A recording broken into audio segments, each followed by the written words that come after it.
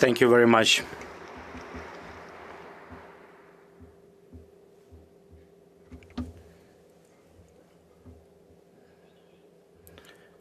Ladies and gentlemen, Mr. Speaker, Prime Minister, dear Justin, members of the government, members of the Parliament, all distinguished guests, friends. Before I begin, I would like you to understand my feelings and feelings of all Ukrainians, as far as it is possible.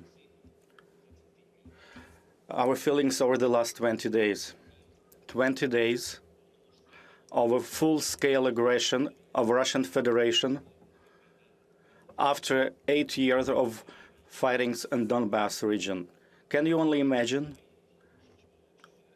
Imagine that on 4 a.m., each of you start hearing bomb explosions, severe explosion. Justin, can you imagine hearing your children hear all these severe explosions, bombing of airport, bombing of Ottawa airport, tens of other cities of your wonderful country. Can you imagine that?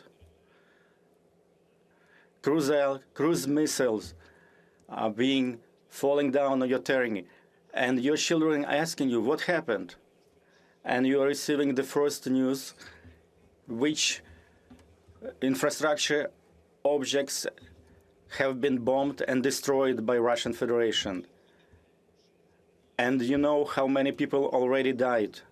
Can you only imagine what words, how can you explain to your children that you just full-scale aggression just happened in your country?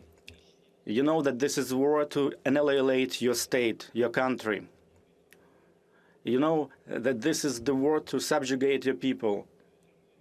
And on second day, you receive notifications that huge columns of military equipment are entering your country, crossing the border. They're entering small cities. They are giving siege. They're encircling cities.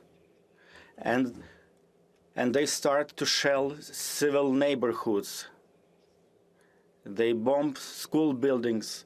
They destroyed kindergarten facilities, like in our city, city of Sumy, like in city of Ochtyrka. Imagine that someone is taking siege, laying siege to Vancouver. Can you just imagine that for a second? And all these people who are left in such city.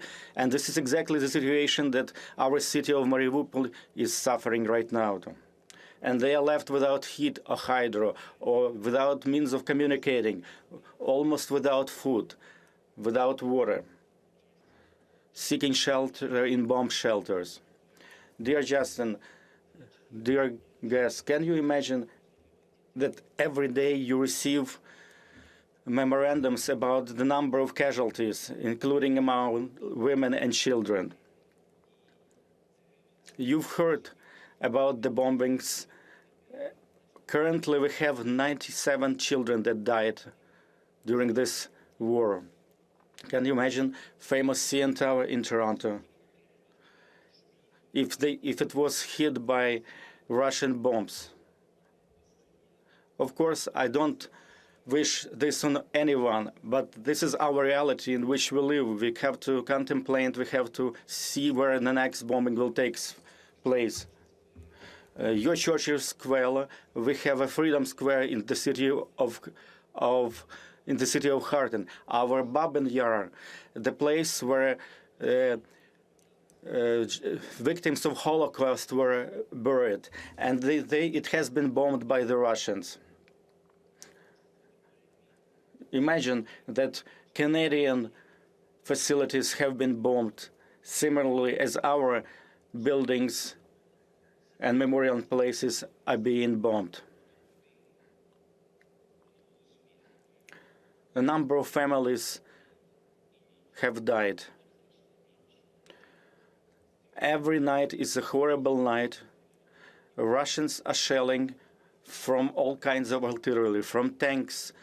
They're hitting civilian infrastructure, they're hitting buildings. Can you imagine that there is a fire starting at a nuclear power plant? And that's exactly what happened in our country.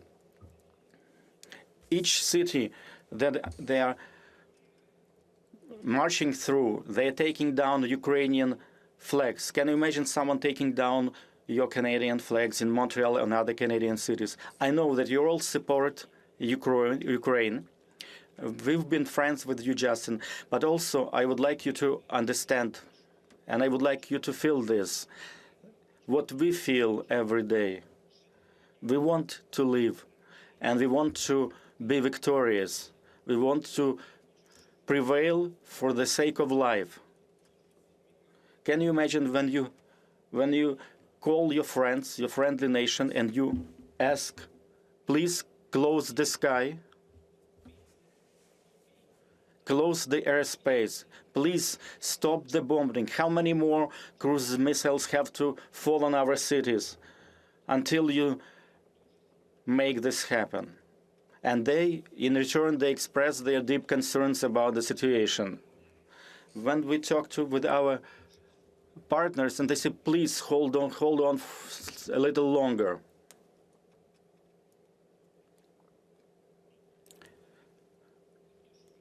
Some people are talking about trying to avoid the escalation. And at the same time, in response to our aspiration to become members of NATO, we also do not hear a clear answer. Sometimes we don't see obvious things. It's a dire straits, but it also allowed us to see who our real friends are over the last 20 days, and as well 8 previous years. I'm sure that you've been able to see clearly what's going on, and I'm addressing all of you. Canada has always been steadfast in their support. You've been a reliable partner to Ukraine and Ukrainians, and I'm sure this will continue. You've offered your help, your assistance at our earliest request. You supply us with the military assistance, with humanitarian assistance. You've imposed serious sanctions. At the same time, we see that, unfortunately, they did not bring the end to the war. You can see that our cities like Kharkiv, Mariupol, and many other cities are not protected just like your cities are protected. Edmonton, Vancouver. You can see that Kyiv is being shelled and bombed. City of Ivano-Frankivsk. It used to be, we were a very peaceful country, peaceful cities, but now they're being constantly bombarded. Basically, what I'm trying to say that you all need to do more to stop Russia, to protect Ukraine, and by doing that, to protect Europe from Russian threat. They're destroying everything, memorial complexes, schools, hospitals, housing complex. They already killed 97 Ukrainian children. We are not asking for much. We're asking for justice, for real support, which will help us to prevail, to defend, to save life all of the world. Canada is leading in these efforts, and I'm hoping that other countries will follow the same suit. We're asking for more of your leadership, and please take more, greater part in these efforts, Justin and all of our friends of Ukraine, all friends of the truth.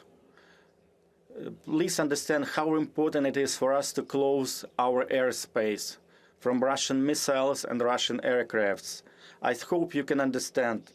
I hope you can increase your efforts. You can increase sanctions so they will not have a single dollar to fund their war effort. Commercial entities should not be working in Russia. Probably you know better than many in any other countries that this attack on Ukraine, it's their attempt to annihilate Ukrainian people, and there is nothing else to it. This is their main objective. It's actually the war against Ukrainian people. And it's an attempt to destroy everything that we as Ukrainians do. It's an attempt to destroy our future, to destroy our nation, our character. You Canadians, you know very well all this. That's why I'm asking you, please do not stop in your efforts. Please expand your efforts to bring back peace in our peaceful country. I believe, and I know that you can do it. And we are part of the anti-war coalition, and jointly, I'm sure that we'll achieve results. I would like to also ask our Ukrainian diaspora in Canada. This is a historical moment, and we need your support, your practical support. And we hope that with your practical steps, you will show that you are part of the modern Ukrainian history. Please remember, this is a practical, modern-day history of Ukraine. We want to live. We want to have peace. I'm grateful to every one of you in the Parliament of Canada who is present there, to every Canadian citizen. I am very grateful to you, Justin. I am grateful to Canadian people, and I am confident that together we will overcome and will be victorious. Glory to Ukraine. Thank you to Canada.